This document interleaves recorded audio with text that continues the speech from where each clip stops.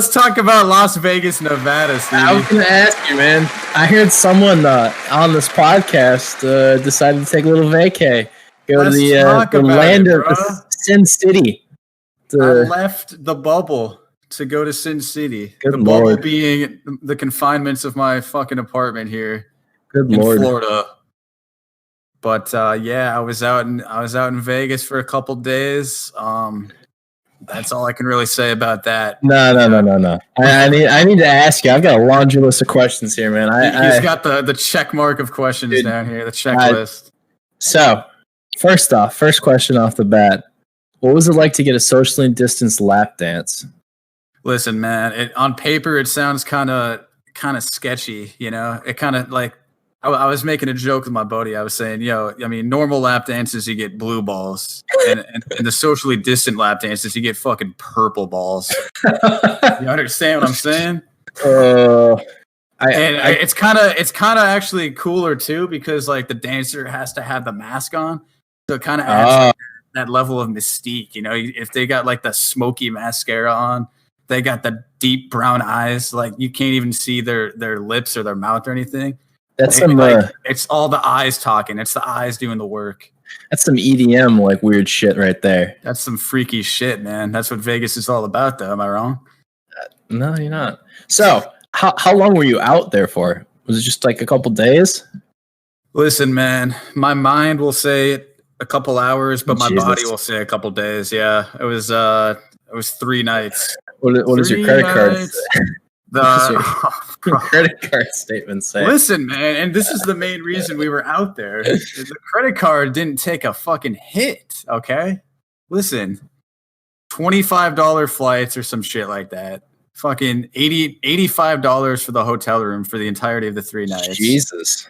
So just off like lodging and travel alone was only like 100 something. Yeah. And then like all the other expenses were just, drinks and a couple tables and slot machines. So Did you just go by yourself, or did you like?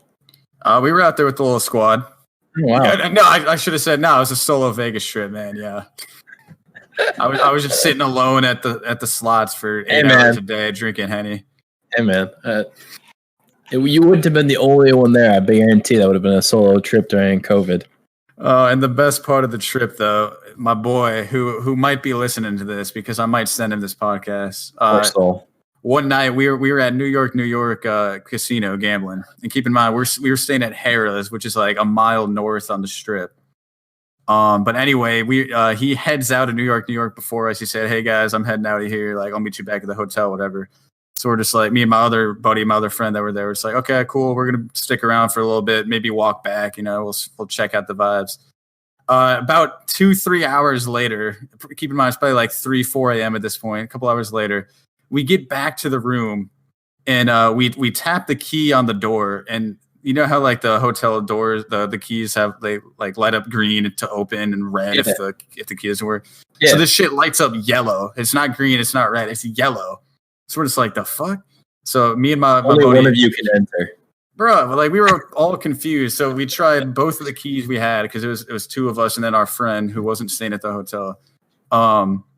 So that both of them didn't work. So we call the homeboy who's inside, fucking passed out. And you got to know that this is a guy that when he's like drunk and asleep, like he's done. He's out for the count. Yeah, you're not seeing him until 12 p.m. tomorrow. You know what I'm saying? So because we knocked on the door a few times. We didn't want to be causing a big disturbance at 3 a.m. just knocking on this door though. So I mean, finally we after 3 or 4 missed calls that we tried calling him, we go down to the front desk. We walk up to the dude at the front desk. We say, "Hey, man, I think our keys are busted. Can we get some new ones?" He's like, "Oh, yeah. What room number are you in?" We're just like, "Hey, 1401 or whatever the fuck." We hand him the keys. He checks them. And I didn't know that this was like a technology in hotels, but he could look up in the system and see that the fucking deadbolt lock was down on the door. So we're deadbolted out of our own room. He's like, "Yeah, guys, the keys are still good. That's why it turned yellow. It would have turned red if the keys weren't good." But he's like, "Yeah, unfortunately, there's nothing I can do, but you're just going to have to get whoever's in there to take the deadbolt off." We're just like, fuck, bro. Like, it's 4 a.m. We're just trying to, like, crash. We can't even get into the room. There's nothing the front desk can do. It's just ridiculous. So what ended up happening? Did you just spend the night in like the fucking hallway? Well, dude, luckily we have a friend that's out there, the homegirl. She just like, you know what? I'm sick of this shit. Whatever. We're all just sick of this shit. She's like, just let's get a ride for my roommate and just crash at my place. So thank God, shout out her for coming in clutch. Because otherwise we would have either like just been calling his ass all night or slept in the lobby or some bullshit. But just sleep at a slot machine. Bro, I mean, I probably would have kept drinking and gambling, but spending more and more money until sunlight comes out. That was that story. That was God damn, dude. That was probably the only thing that I'm allowed to say here, according to my lawyer. But Las Vegas law says you can't say anymore. You know what they say, man. Las Vegas law is what happens in Vegas stays in Vegas. Damn. Mic drop.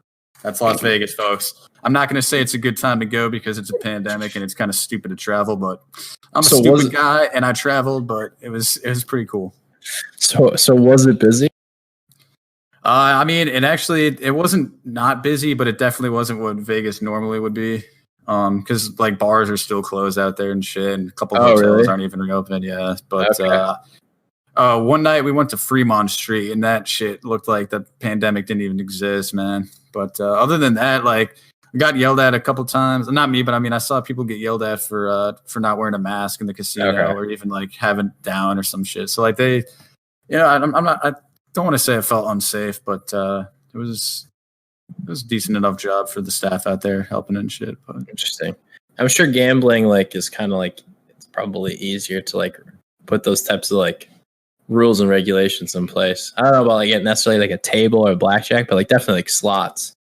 Exactly. That. You fucking distance them out enough, and right. Yeah, they close off certain machines, and they have sanitizer at every table and everything. So I mean, it's the one thing that I was mainly concerned about, forget Las Vegas, but was actually like just traveling period, like getting into an airplane for 4 hours and whatever. So yeah. But again, on the airline, they were actually pretty good about enforcing masks because you have to have that on the entire flight. So they're walking up and down the aisle, of course. So, damn. Was that a busy flight too, or no? Bro, every seat was filled. Yeah, because I was expecting there to be like some social distancing going on, but no, it was. Oh, so you had some dude like right next to you then? Yeah, I mean, luckily I sat next to one of my friends, and the other two people that flew on our plane that were with us had a different row. But yeah, there was some rando next to me and shit. I thought I could have sworn they were doing something where it was like the middle seat was not. I know, man. I got on the plane expecting that because like we boarded pretty late compared to everyone else. I'm like, oh shit, like every seat is full. Like fuck this, but yeah, Jesus. Might have the virus now, but I was gonna say, you get tested yet? Nah, not for the COVID, for STIs and shit. Right, that's when you're coming back from Vegas. That's the more right. That's the actual test you need to take when you come back from Vegas.